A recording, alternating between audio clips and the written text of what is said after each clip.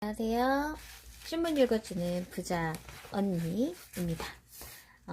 27일자 오늘 월요일 한국경제예요.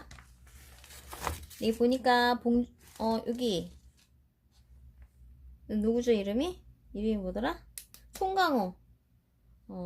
영화배우 송강호 씨 이렇게 활짝활짝 웃고 있네요. 축하합니다. 여기 한국 영화 첫 황금 종려상을 받았대요. 여기 구미에 원래는 여기에다가 정부 일자리를 뭐 LG화학이라든지 삼성 뭐 어떤 이런 제조업체를 대상으로 신규 공장을 지으려고 유치를 하려고 했는데 정부에서 이거를 취소를 한 것 같아요. 그래서 구미 지역에 좀 상황이 좋지 않다고 해요. 자, 보세요. 여기 실업률 치솟는 구미 지역 실업률이 2016년 2년 전보다 쭉 계속 올라가고 있어요.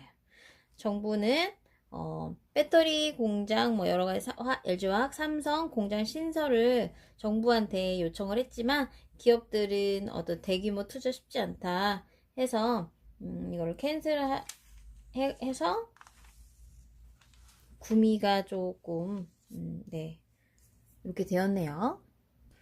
자, 최저임금제. 자, 최저임금 속도 조절 호소했지만 천천히 해달라 이렇게 했지만 정부가 귀를 닫아버렸습니다. 네, 이게 굉장히 중요한 것 같아요. 뭐 말을 듣지 않아요? 싸늘한 구미 지역 여론은 질 좋은 일자리 창출하겠다는 정부 정책이 공허하게 들린다 라고 나와 있어요. 자, 정부가 지난 2월에 반도체 클러스터 부지를 경기 용인으로 확정을 했어요. 그래서 경북 구미시는 허탈감에 빠졌다. 유례없는 지역 경기 침체 속에서 반도체 공장 유치만이 유일한 희망이었기 때문에 균형 발전을 해달라 했는데 그리고 문재인 정부는 균형 발전이라는 어떤 그 현 정부의 국정 과제에 역행하는 처사다라고 해서 시민운동본부는 대정부 투쟁을 선언하게 됐대요. 구미지역 여론이 싸늘합니다. 자, 아무래도 내년 총선에 구미 지역 사람들은 한국당이나 이런 데를 찍을 것 같습니다. 자, 임금, 고임금. 자, 일하는 사람들은 돈을 조금 더 많이 받기 때문에 좋지만 기업 입장에서는 굉장한 손실이잖아요. 그래서 오히려 실업률이 증가한다. 자, 고임금의 삼성, LG 떠나자 휘청. 최저임금 인상에 희망도 사라졌다. 자, 자고 나면 문 닫는 공장들이 이렇게 빈 공장들이 많아요. 고임금 구조 생산성이 하락이 됐어요. 요즘 경제가 굉장히 안 좋다고 했잖아요. 그죠? 계속 기사가 계속 나오고 있어요. 생산성이 굉장히 하락이 됐는데 거기다가 임금은 또 올려줘야 되죠. 그리고 대기업 협력사 잇따라 해외로 이전을 해요. 삼성, LG 뭐 이런 쪽도 LG였나요? 얼마 전에 기사가 나왔는데 어디로 옮겼다 그랬지? 베트남으로 이전을 했어요. 그럼 베트남 사람들은 일자리가 생겼죠. 하지만 우리나라는 그만큼 실업률이 영향을 좀 미치겠죠. 아무래도. 자, 그리고 일자리 찾아 떠나는 청년들. 아무래도 일자리가 없으니까요. 해외 이전을 하니까. 미국, 자, 트럼프 있죠. 트럼프. 자, 트럼프가 대통령을 하면서 미국의 실업률이 낮아지고요. 기업의 어떤 경쟁력이 굉장히 높아졌어요. 그래서 지금 경제가 굉장히 좋아요, 미국이. 왜?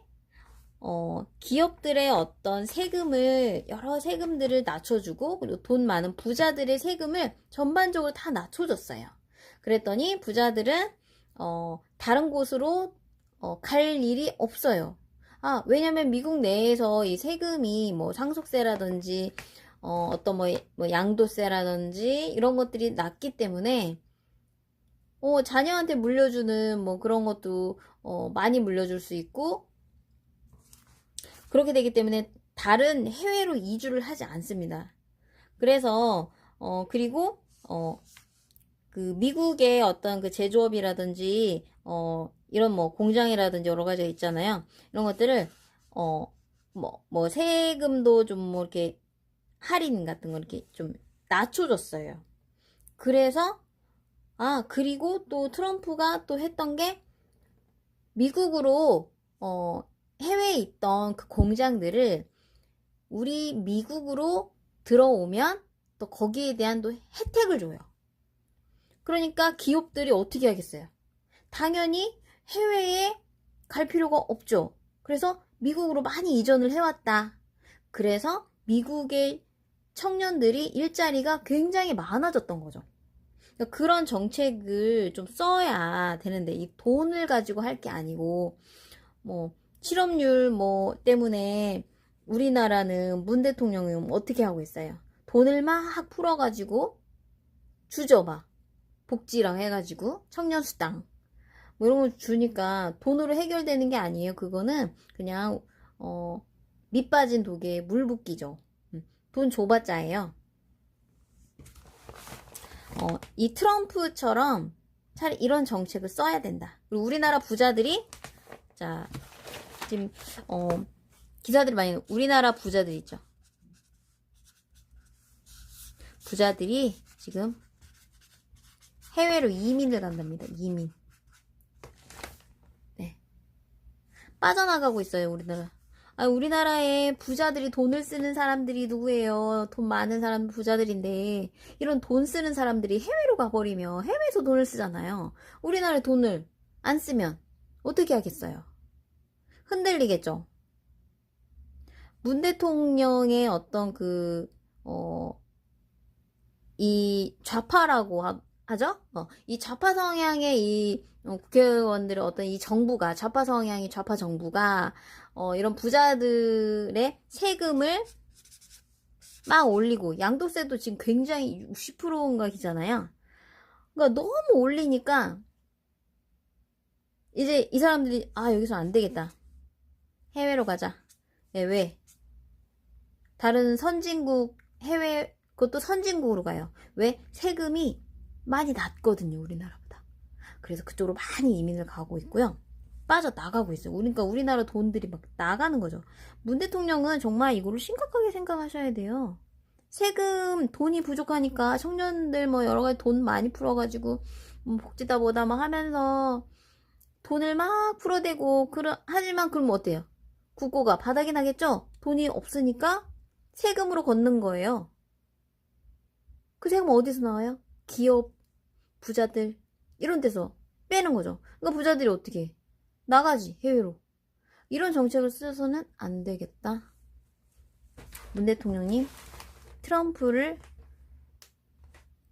벤치마킹 하십시오. 자, 제가 얘기했던 지금 얘기를 뒷장에 보니까 바로 나오네요. 자, 나라 국간 여유 있다? 없습니다. 공기업 포함하면 채무 비율이 60%가 넘었어요. GDP 대비 국가 채무 비율 이게 원래 40% 이상 넘어가면 안 돼요. 삐. 근데 하지만 지금은 우리 한국당에서 외치는 게 뭐냐면 지금 100% 수준이다. 100%가 지금 넘어가고 있다. 이렇게 하면 안 된다. 라고 주장을 하고 있어요. 근데 이 뭐 민주당이라든지 이쪽은 막 계속 대통령님께서 하신 얘기 박근혜 정부 때 우리나라 채무 비율이 막 뭐 국정을 잘 운영을 못해서 뭐 40% 육박해서 좋지 않다라고 막 이야기를 했거든요. 근데 지금 2년이 지난 지금에서야 무슨 얘기를 하시냐? 40%가 뭐냐? 100%까지 해도 된다라고 말을 바꿨어요. 말을 막 바꿨습니다. 문 대통령님 남아일은 중천금이라고 했습니다. 그럴 줄 몰랐어요. 자, 국가 채무 비율 마지노선은 문 대통령이 말한 국가 채무 비율은 중앙지방 비영리 공공기관 부채 이 기준으로는 10%포인트 이상 여유 있지만 공기업 부채 포함하면 이미 60%다. 자, 이미 벌써 100% 가까이 된다고 해요. 자, 달러 엔화 기축 동화수는 미국과 일본 돈 찍어 재정 확충을 하고 한국은 불가능해요. 돈 찍는 것도 이게 미국과의 어떤 영향력이 있더라고요. 우리나라 마음대로 막 찍고 하는 게 아니에요. 자, KDI 전망대로면 올해 40% 넘었습니다. 자, 이거는 그냥 중앙이나 이런 어떤 한 부분에 있어서 40%죠. 이것저것 합치면 다 100이 됐다고 얘기를 하고 있어요. 우파에서. 경제 성장률 둔화, 급격한 고령화, 복지에 써야 할 의무 지출. 자, 이거는 이런 거죠. 아직 바로 쓰지 않는 보유를 하고 있어야 할 것까지 해서 100%라고 해요. OECD 조사 34개국이 23개국 적정 나라비 기준법으로 명시를 했다. 아무튼 지금 국가 채무가 아주 많아요. 네. 성장률도 떨어지니까 성장률이라도 높아지면 이게 괜찮잖아요. 돈을 계속 벌어오니까 외화를. 지금 성장률이 떨어져 있기 때문에 외화도 잘 못 벌어오고 있어요. 자, 보세요. 여기 보세요. 북유럽도 지출 줄이는데 한국만 거꾸로 돈 살포. 대통령님께서 이러고 계세요. 살림을 잘 못하셔.